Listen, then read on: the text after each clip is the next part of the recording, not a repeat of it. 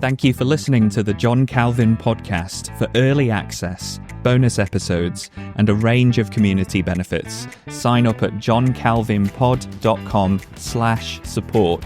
That's johncalvinpod.com/support. Hi, everybody.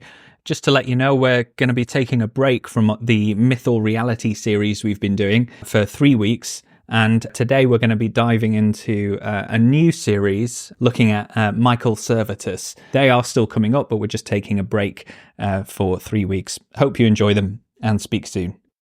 In a letter to the French pastors of Frankfurt, Calvin said this: "You have doubtless heard of the name of Servetus, a Spaniard who 20 years ago corrupted your Germany with a virulent publication filled with many pernicious errors.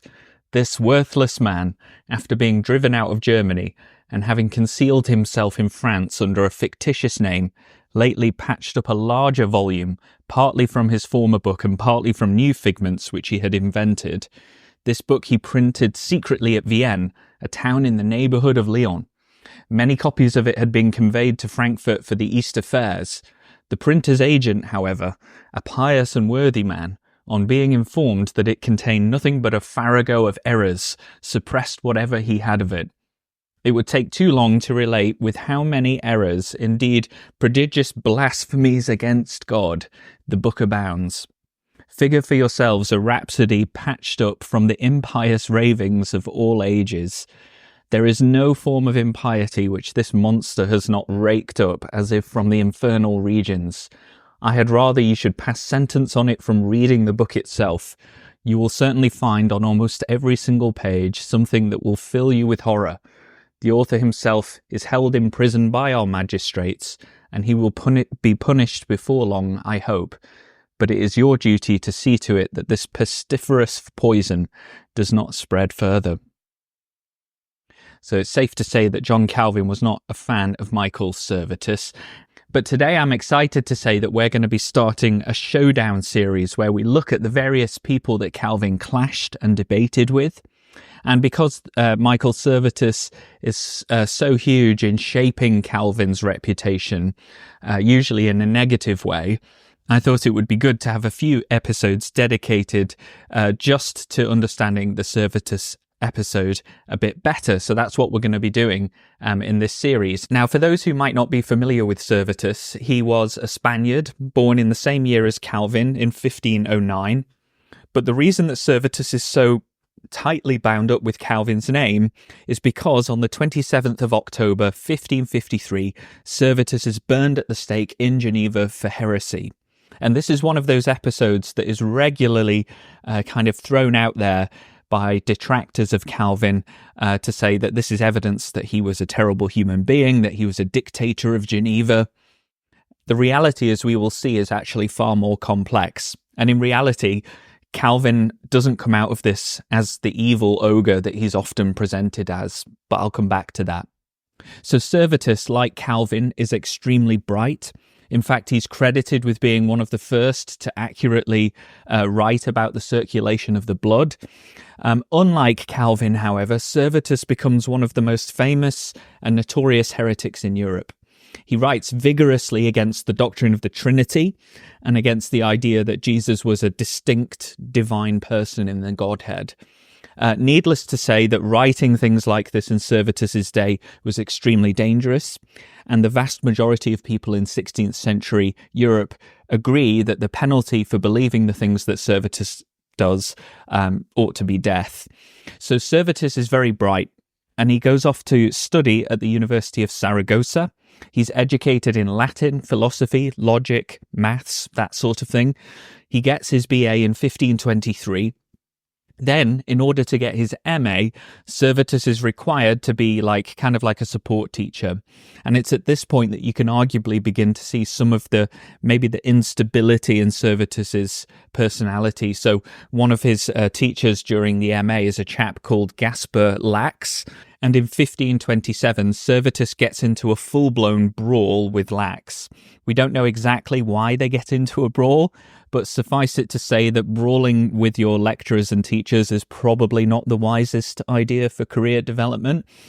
Servetus is expelled, and because of Lax's connections across Spain, Servetus struggles to get a job in Spain, and eventually he gets out of Spain and he ends up in France at the University of Toulouse, where he studies law.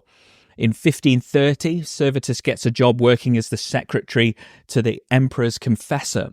He attends Charles V's coronation as the Holy Roman Emperor in Bologna, and Servetus is absolutely appalled by the luxury and excess that he sees in the church, and particularly with the Pope's entourage. Servetus leaves his job as secretary to the emperor's confessor. He spends a bit of time in the reformed cities of Basel and Strasbourg.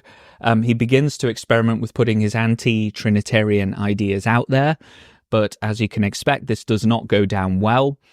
He meets with Calvin's mentor, the great German reformer we've spoken about before, called Martin Bucer.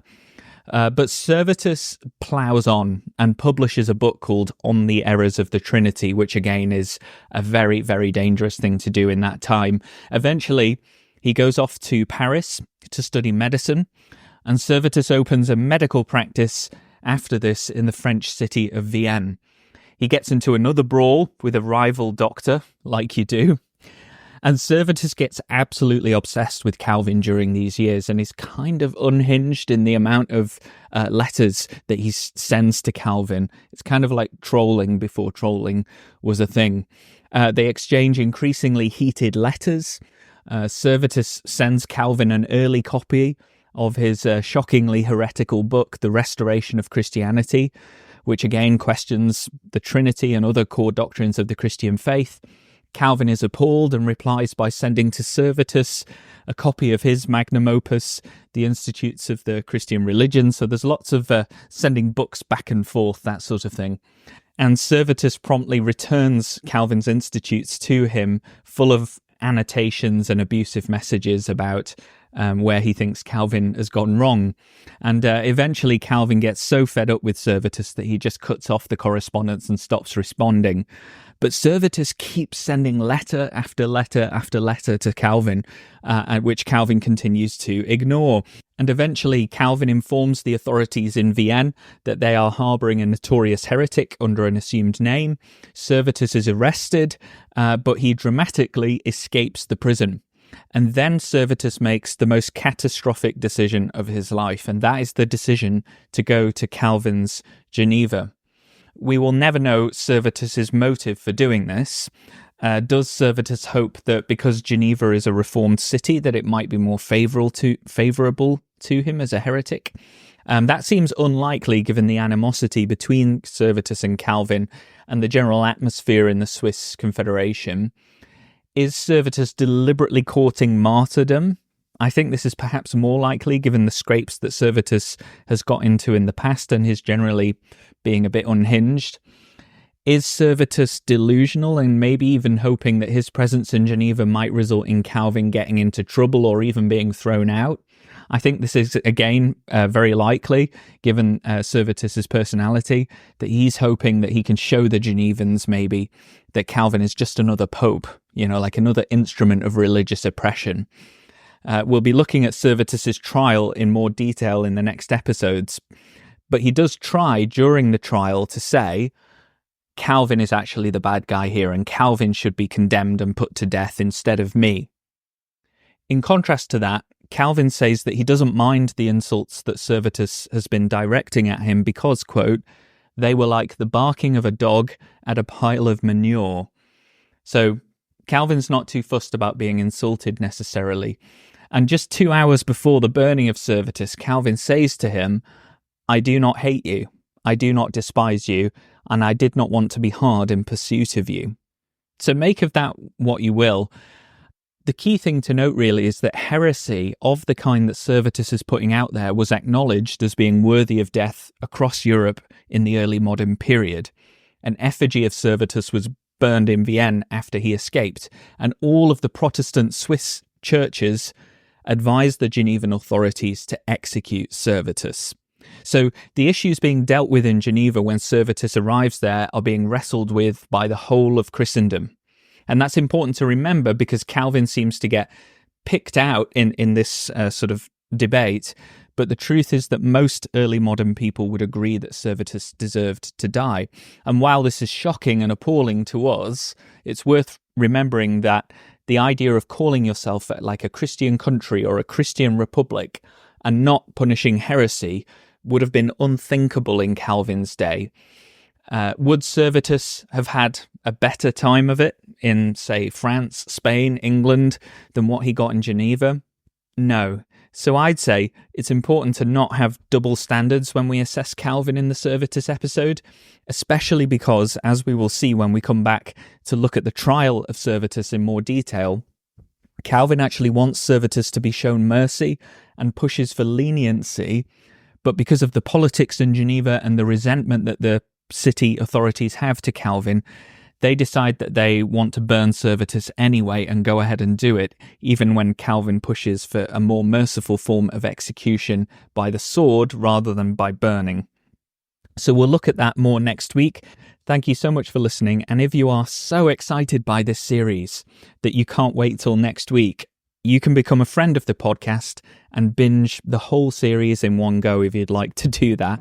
You can do it at johncalvinpod.com/support. See you next week.